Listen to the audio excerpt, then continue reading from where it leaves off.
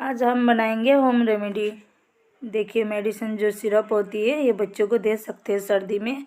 आप ये रेगुलर दे दीजिए बच्चों को, तो ये कोरोना को भी मार भगाएगा ये। और ये सर्दी में बच्चों को सुबह शाम एक एक चम्मच दे दीजिए आप।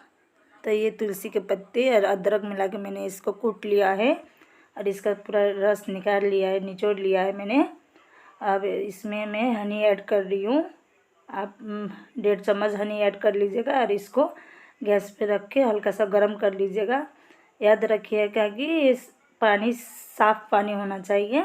इसमें थोड़ा सा पानी भी आप ऐड कर सकते हो, 1-2 चम्मच। और ये देखिए ये रेडी हो गया।